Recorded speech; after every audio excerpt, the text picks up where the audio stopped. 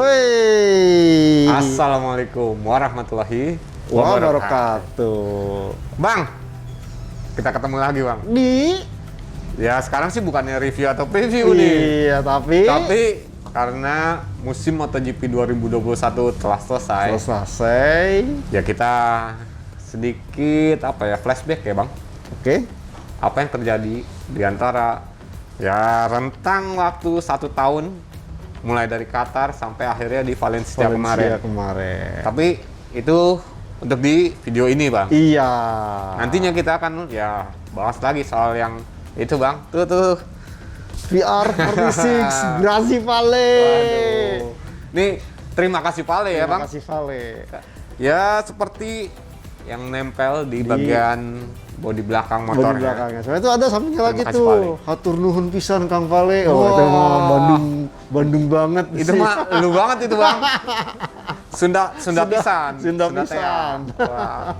Nah Bang, Ya, oh iya guys, jangan lupa ya Bang. tetap menjaga protokol kesehatan 5M. Nah itu dia. Bang, lu tumben nih bersih. Ya, Karena biasa. kemarin baru siaran ya? Baru selesai. Kemarin pas yang apa tuh? Review, sebelumnya ya?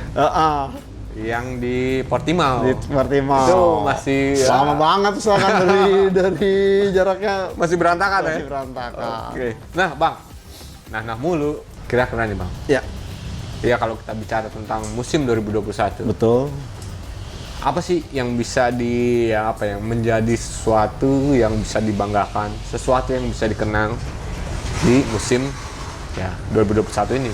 Ya tentunya kita melihat bagaimana kebangkitan Yamaha ya yang tampil konsisten setelah musim kemarin, ya porak-poranda penampilannya. Kemudian juga kita melihat bahwa keputusan Yamaha merekrut seorang Fabio Quartararo ternyata tepat, berbuah manis, dan dia menunjukkan debut pertamanya di tim pabrikan langsung mempersembahkan titel juara dunia. Meskipun ya kalau kita lihat bahwa setelah jadi juara dunia performanya agak dipertanyakan. Ya, Dan pertama berapa seri terakhir nih ya? 2 seri dia sampai terjatuh. Ini kalau kemarin kejadian mungkin Francesco Bagnaia nggak jatuh di Emilia Romagna, mungkin lain cerita. Kalaupun umpamanya sekarang ini mungkin duanya makin sengit. Karena kemarin sempat ada istilah andai kata Bagnaia di Emilia Romagna menang, terus menang ini ketiga kalinya, sementara Quartararo kemudian kemarin DNF, itu hanya berselisih 1 poin aja dengan Francesco Bagnaia di klasemen. Dan ini tentunya menjadi pertanyaan juga. Namun bukan berarti Quartararo cepat puas, tapi sebenarnya ini ada semacam cywar juga dari seorang Quartararo, karena Quartararo musim depan menjadi andalan setelah menjadi juara dunia, dan dia sadar bahwa pengalaman seniornya Valentino Rossi, Maverick Viñales dikala mengungkapkan problem terhadap motornya, ini agak-agak makan waktu dan tidak langsung direspon. Nah makanya kemarin itu di saat ngadepin Algarve, kemudian kemarin langsung istilahnya tuh ya kayak saya kenapa? Karena Quartararo kan sebenarnya bisa aja gitu tampil bagus kemudian mempersembahkan Triple Crown, cuma nantinya ya akan ada asumsi atau pandangan bahwa ya Quartararo dengan motor yang seperti ini bisa meraih Triple Crown, apalagi yang kurang. Padahal Quartararo mengeluhkan bahwa top speed Yamaha perlu dibenahi. Jauh tuh Bang ya? Jauh banget, iya. Jangankan dengan Suzuki, ya dengan Ducati apalagi. Ducati udah 10 sampai 15 km, 20 km per jam. Nah, ini yang menjadi PR. Dan tentunya kemarin itu yang saya lihat juga adalah Francesco Bagnaia yang makin matang, tapi memang di awal-awal dia agak sedikit tatih-tatih, tapi kemudian di paruh musim kedua menunjukkan bahwa Ducati ini benar-benar motor yang saya katakan sekarang tidak ada istilah Ducati cocok di track A, di track B, tapi di sini menjadi menunjukkan bahwa Ducati bisa tampil cukup apik di segala jenis sirkuit MotoGP. Ya, yang paling hangat sih kemarin sih Bang sebenarnya. Ini Valencia. Merupakan sirkuit paling sulit untuk ditaklukkan oleh Ducati nih Bang. Betul. Kalaupun namanya bisa ditaklukkan tuh pasti kondisinya ajaib gitu kalau nggak basah ataupun hujan. Nah, seperti di 2018 saat Andrea Dovizioso menang itu kan dibagi 2. Special condition ya Bang? Special condition, tapi kali ini dibuktikan mereka langsung lock out 1, 2, 3. finish di menyapu bersih podium. Dan itu yang akhirnya yang membuat ya tim Ducati Lenovo juga menyapu bersih kejuaraan tim ya Bang? Kejuaraan tim dan jadi juara dunia dan plus juga menjadi juara konstruktor MotoGP musim ini. Oke. Nah, tadi nih Bang, kita bicara tentang konsistensi ya. Betul. Hal ini yang akhirnya membuat seorang Fabio Quartararo ya bisa dibilang menjadi juara dunia MotoGP di 2021. Betul. Ya, tapi gue sedikit penasaran dengan Joan Mir nih. Oke. Gak usah Joan Mir lah, Suzuki nih Bang. Suzuki, betul. Karena gini, Suzuki dan Joan Mir ya di 2020 dia menjadi juara dunia. Juara dunia dan itu berkat konsistensi. Konsistensi kan? Betul. Walaupun akhirnya dia cuma baru menangin satu di seri MotoGP Eropa juga di sirkuit Ricardo Tormo. Nah, apa yang terjadi dengan Suzuki dan juga Joan Mir dan juga Alex Rins sehingga ya gelar itu lepas lagi. Soalnya nih ya kita flashback nih Bang. Ya. Ini bikin gue inget lagi kayak Kenny Robert di MotoGP 2000. Ya, di 2000 dia menjadi juara dunia, betul. Setelah itu akhirnya disikat lagi sama Rossi. Betul. Apa yang terjadi? Jadi kalau kita melihat ada beberapa faktor. Memang pada saat 2020 kondisi pertama adalah cederanya Marc Marquez. Ini praktis membuka persaingan saat itu cukup terbuka. Kemudian bagaimana kita ingat Yamaha mengalami masalah soal pemasok klep yang diganti ternyata tidak melaporkan. Jadi ternyata bermasalah pada mesinnya yang membuat Yamaha harus mengamankan umur mesin dengan mengurangi RPM motornya. Dan juga kalau kita ingat perubahan ban belakang di 2020 sementara itu lebih menguntungkan kepada motor inline. Salah satunya adalah Suzuki. Dan kalau kita ingat juga adalah bagaimana hadirnya suspensi yang ditawarkan oleh Ohlin. DDT atau apa tuh? Pernah kita bicarakan dengan Pak BDB. Edi ya. Ya, BDB itu juga. Dan kemudian bagaimana Ducati pun lantas bermasalah soal ban belakang. Dan ini yang sampai membuat akhirnya seorang Andrea Dovizioso menyerah dan tidak mau perpanjang kontrak. Nah, kondisi ini dimanfaatkan oleh Suzuki. Dan Suzuki ini boleh dikatakan pada saat itu ya memang blessing in disguise juga di saat tim-tim yang lainnya ya boleh dikatakan benar juga ada miripnya dengan Kenny Robert di 2000 di saat tim lain kehilangan bentuknya lagi bermasalah, Suzuki ini muncul. Nah, di Joan Mir inilah kemudian muncul tampil konsisten, dia baru menang itu di akhir-akhir. Tapi di saat itu pembalap-pembalap lain tampil bagus, kemudian bermasalah, crash lah atau apalah seperti yang dialami oleh Fabio Quartararo, seperti dialami oleh Andrea Dovizioso dan bahkan juga Franco Morbidelli awal-awalnya tentang panting ternyata di paruh musim kedua cukup bagus. Nah, kondisi ini sepertinya berbanding terbalik dengan tahun ini di mana Yamaha sudah memperbaiki permasalahan mesinnya. Kemudian juga Ducati yang mengedepankan pembalap mudanya mulai ketemu. Bagaimana di awal-awal Pecco tampil bagus, kemudian Jorge Martin dan juga makin diperkuat di paruh musim kedua yang ya karakter Pecco sudah mulai mengenal motornya, plus lagi di 2 ronde terakhir ini kehadiran seorang Casey Stoner. Nah, sementara Suzuki ini yang sebenarnya kemarin andai kata dia mampu memperbaiki performa motor GSX-RR terkait dengan one lap atau time attack-nya sehingga dia bisa sering istilahnya di waktu kompetisi langsung di Q2 dan juga berduel di Q2 di barisan depan, mungkin ini lain cerita. Ternyata Suzuki masih bermasalah di soal time attack dan baru-baru kemarin ini, dan itu dibuktikan kemarin pada saat Joan Mir berhasil langsung lolos ke Q2 dan juga kemudian start di barisan kedua dengan start yang bagus, dengan motor yang mempunyai istilahnya konsistensi di ritme balapan yang cukup apik, berhasil merebut podium kedua. Ini yang menjadi PR juga, dan yang pasti adalah aplikasi dari ride head adjuster atau ride head device dari Suzuki ini yang sepertinya sudah sedikit terlambat. Ya, sedikit terlambat dan kemudian ya diperbaiki dan kemarin ini sudah mulai menunjukkan hasilnya. Sayang memang kemarin kondisi di Valencia ini memang cukup berat. Ini dibuktikan oleh crashnya Alex Rins dan sampai akhirnya Joan Mir dikasih kode mapping to artinya memang di kondisi track yang Valencia ini masih perlu pembenahan. Tapi paling tidak ya dengan beberapa hasil yang cukup baik, kemudian Suzuki membuktikan bahwa dia harus meningkatkan performa time attack-nya. Saya rasa tahun depan ini akan menjadi hal yang cukup menarik seandainya Suzuki mau dan juga berhasil membenahi sektor kelemahannya di musim ini. Oke, jadi itulah yang terjadi dengan Suzuki nih Bang ya, untuk di musim 2021. Betul. Kita bicara Suzuki, udah bicara Yamaha tadi Bang. Oke. Dan kita akan bicara tentang Ducati nih. Ducati mana? Sudah lagi.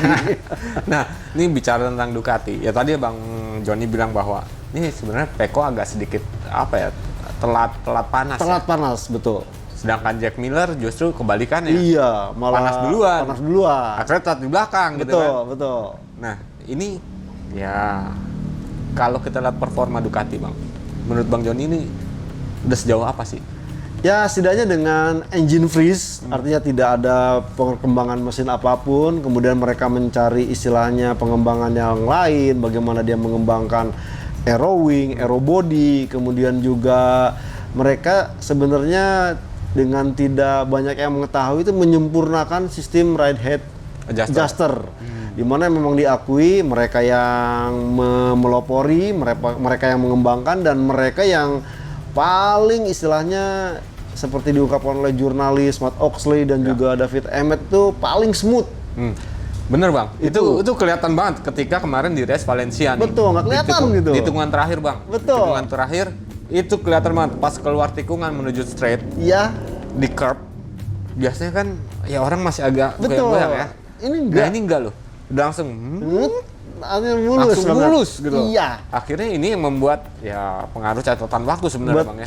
Baik itu di Bagnaia, baik itu di Jorge Martin dan juga Jack Miller. Nah, ini yang membuat istilahnya ya Ducati memang paling banyak inovasi, sementara tim lain baik itu ya jangankan itu Aprilia aja masih pakai yang istilahnya konvensional. Ya. Suzuki masih butuh pembenahan. Yamaha ini yang memang agak sedikit pro kontra karena seorang Fabio Quartararo mengaku agak kesulitan untuk menerapkan head adjuster. Tapi sementara untuk whole shot device dia diakui itu sangat bermanfaat. Nah, masih agak sedikit pro kontra, tapi itulah yang membuat istilahnya Ducati mampu berkembang dengan kondisi seperti ini. Sepertinya di Ducati tinggal menunggu waktu kalau sampai engine freeze dibuka, artinya mereka bisa benar-benar menjadi motor yang paling wow di MotoGP musim depan. Oke, tapi dengan catatan nih Bang, ban jangan sampai berubah lagi nih. Kalau ban berubah lagi, pengembangan mesin dilakukan, efeknya kayak KTM nih Bang. Tapi itulah, ini yang tidak bisa tertebak, memang ini yang selalu ditanyakan oleh jurnalis-jurnalis kepada Valentino Rossi terkait dengan istilahnya kesulitan dia untuk bisa kompetitif sejak ban Michelin ini menjadi pemasok ban tunggal MotoGP, karena Rossi mengakui bahwa tidak selalu permintaan yang dia pengenin, dia udah jelas, dan ini juga diakuin oleh Danilo Petrucci karena sama-sama posturnya gede, membutuhkan ya, jadi kadang-kadang untuk ban yang benar-benar komponennya tidak sesuai bakal cepat habis, itu memang udah ditegaskan bannya harus keras dan konstruksinya juga harus keras. Sementara Michelin ini kemarin berubah-berubah dan bahkan yang terakhir ini malah menggunakan komponnya itu, kompon yang softnya itu memang diungkapkan menggunakan karkas yang lebih keras, tapi material tetap lembek. Ini yang membuat istilahnya gaya balap Valentino Rossi yang awalnya agresif, kemudian coba untuk bisa smooth, apapun, elbow down, knee down, leg down, ini tidak cukup ampuh, dan ini yang akhirnya membuat Valentino Rossi merasakan bahwa ya memang salah satu keputusan untuk pensiun tuh bahwa dia kesulitan untuk beradaptasi karena faktor ban ini tidak mendukung dia. Lain cerita di saat dia dengan bersama Bridgestone, dia mengungkapkan dengan karakter ban seperti itu dia menunjukkan masih bisa memberikan kompetisi perlawanan ke balap muda. Nah, jadi benar kata tadi Eka katakan, nih tinggal bagaimana Bridgestone seandainya antar bagian sektor lain sudah dikembangkan, Ducati yakin dengan paket yang ada, ternyata tiba-tiba ban di last minute ganti, bubar lagi. Michelin ya, bukan Betul. Bridgestone Bang. Bukan, Michelin. Oke, Nah, Bang, itu tadi udah kita bicarakan tentang ya tadi Yamaha, Ducati, dan juga Suzuki. Kita kan bicara tentang 3 pabrikan lain. 3 pabrikan, iya. Baik itu Aprilia, baik itu Honda, dan juga KTM. Nah, Bang, dari 3 ini kita mulai dari Honda dulu ya. Oke. Honda lagi-lagi nih, Bang. Seolah ketika ditinggal oleh Marc Marquez yang nggak ikut 2 seri ya. 2 seri sekaligus karena Portimao dan juga Valencia. Nih mulai lagi nih kayak meradang nih. Setuju. Terutama ya apa yang dialami Pol Espargaro. Bahaya. Saatnya ngeri itu, Bang. Ngeri, betul. Nah, ini apa yang terjadi oleh Honda dari awal sampai sekarang? Jadi memang tidak bisa dimungkiri otak dari pengembangan motor ini adalah Marc Marquez. Marc Marquez tampil bagus, Marc Marquez bisa memberikan feedback yang apik, maka Honda akan bisa tampil cukup apik. Itu dibuktikan bagaimana dia menang di Sachsenring, kemudian menang di Amerika, kemudian kemarin Emilia Romagna. Artinya benar-benar Marc Marquez sebenarnya kemarin itu pun dengan modal kemenangan yang ada itu sudah melakukan istilahnya jalur riset tersendiri karena dia sadar tidak bisa tampil lebih bagus dengan motor yang ada. Dia langsung umpan jauh ke depan menyiapkan untuk motor 2022. Nah, itu sebabnya kemarin pada saat dia insiden kemudian absen, saya pikir bakal agak segera sembuh, ternyata makin parah, dan makanya kemudian tidak ada pengganti Marc Marquez, tidak seperti di Algarve kan di Portugal digantikan oleh Stefan Bradl. Nah, ini memang tujuannya adalah Stefan Bradl diistirahatkan untuk ntar testing di Jerez. Seperti hal juga dengan Pol Espargaro karena tes akhir musimnya ini tidak seperti musim-musim yang lalu di mana Valencia langsung tes di keesokan harinya. Nah, ini enggak, ada jeda sedikit baru ke Jerez. Itu pun bukan tanpa alasan kenapa memindahkan dari Valencia ke Jerez, karena di Valencia notabene sirkuitnya tidak mendukung untuk istilahnya riset karena sirkuitnya sempit, counter clockwise yang notabene tidak menjadi ciri atau mewakili berbagai macam sirkuit yang ada di ronde MotoGP tahun depan. Makanya dipindah ke Jerez yang jauh lebih bisa merepresentasikan banyak sirkuit, ada tikungan pendek, tikungan panjang, kemudian juga ada slow corner, ada high speed corner. Ini yang membuat alasan itu, dan kedua emang cuaca, karena cuaca kemarin di Valencia masih sedikit dingin ya, Bang? Lumayan dingin, 8 derajat pagi itu. Artinya ini akan membuat ya sesi atau jam tesnya makin sedikit karena harus menunggu panas dulu, dan panas biasanya udah siang hari. Dan ini yang tampaknya mungkin kalau Honda katakan sih sudah siap segala sesuatunya untuk motor 2022. Nah, tinggal nih Marc Marquez terus fix kan tidak bisa ikut latihan. Nah, tinggal tunggu Pol Espargaro karena Pol Espargaro sendiri dikabarkan katanya rusuk ya, Bang? Rusuk dan juga dada katanya. Ini yang karena kemarin Haisanya itu agak sedikit ngeri itu, Bang. Bang. Betul, dia menimpa cukup keras ke tanah. Tapi paling tidak kita akan lihat aslinya nanti di tes Sepang dan juga di Mandalika yang mungkin ya Marquez sudah bisa ikut memberikan feedback dan ikut tes di jelang MotoGP 2022. Mudah-mudahan comeback ya, Bang. Amin. Karena ya sebenarnya banyak teman-teman yang bilang kalau nggak ada Marquez nggak seru gitu. Betul. Kan. Ya ibarat kayak kemarin no Rossi no party. Nah ya sekarang karena Rossi nggak ada, no Marquez ya no party juga dong, Bang. Betul. Oke. Nah, Bang, minum dulu, Bang. Guys, minum dulu, guys. Kita ngopi di Kawan Sekopi, guys. Kawan Sekopi, iya. Tapi sebenarnya, Bang, kalau kita bicara tentang tadi Honda ya, yang agak sedikit bikin gue penasaran adalah KTM nih, Bang. Ya, secara kita tahu KTM adalah Honda wannabe, betul. Tapi sampai seri kemarin, seri Valencia, ini masih ternyata belum bisa move on ya. Betul. Apa yang terjadi dengan KTM, Bang? Jadi satu hal lagi adalah mereka masih kesulitan untuk memberikan setting motornya dengan komposisi ban yang jauh lebih lembut, terutama menggunakan medium dan soft. Ini agak kesulitan buat mereka karena karakter motornya ini dengan menjadi tim konsesi mereka agak kesulitan. Kalau sebelumnya mereka bisa membagi, oh ini motor yang karakternya banyak tikungan, terus ini motor high speed yang benar-benar karakternya high speed ini. Jadi mereka punya masing-masing mesin tersendiri. Jadi emang bisa disesuaikan. Nah, sementara dengan 7 mesin alokasi yang notabene harus bisa dipakai untuk semua sirkuit ini agak kesulitan. Plus juga kemarin bahwa agak sedikit berani atau ambisius KTM melakukan perubahan karakter motor yang awalnya benar-benar powerful menjadi lebih lincah. Ini karena feedback dari Dani Pedrosa, meskipun memang akhirnya berhasil menang di Catalunya. Ya. Cuman sayangnya Oliveira sayangnya pada saat ketemu trek-trek yang notabene memanjakan top speed, ya Styria, kemudian 2 kali di ini, kemudian di Algarve, ini membuat motornya agak sedikit kelimpungan gitu, bahwa saat di top speed kehilangan stabilitas, sehingga yang membuat istilahnya pembalap yang awalnya nyaman untuk menggaspol motor KTM RC16 ini, ya sekarang jadi agak sedikit diturunkan. Nah, ini yang mungkin menjadi PR, meskipun si Mike Leitner mengatakan bahwa ya jadi pelajaran penting lah setelah kemarin tampil sebagai tim konsesi, kemudian akhirnya hilang konsesi. Ternyata pada saat konsesi dengan kondisi yang lebih strict mereka agak kesulitan. Ya, ditambah lagi masalah ban ya, Bang. Ban, lagi-lagi ban yang berubah lagi dari yang dijadikan patokan riset. Betul. Di 2020 ternyata karkasnya ini sedikit berbeda. Betul. Komponnya sedikit lebih berbeda lagi antara 2020 dengan 2021.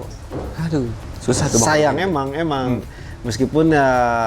Jadi dengan kondisi, tapi yang pasti KTM tuh belajar. Kemarin dia sempat bersikeras kenapa mengkontrak seorang Danilo Petrucci, karena mereka ingin tahu seorang pembalap yang posturnya besar, bagaimana handlingnya. Ternyata tidak berhasil, tidak ketemu formulanya, sampai akhirnya mereka memutuskan untuk ya fix tahun depan tim Tech 3 KTM Factory itu akan cari pembalap kecil lagi lah gitu ya. Iya, pembalap kecil kayak Remy Gardner dan Raul Fernandez. Itu. Tapi ini seru nih. Betul. Karena ya pertarungan ya keduanya bagi Raul Fernandez dan juga Remy Gardner, seolah-olah walaupun Remy Gardner menjadi juara dunia Moto2 2021, betul, belum tentu bisa langsung adaptasi cepat gitu. Itu dia.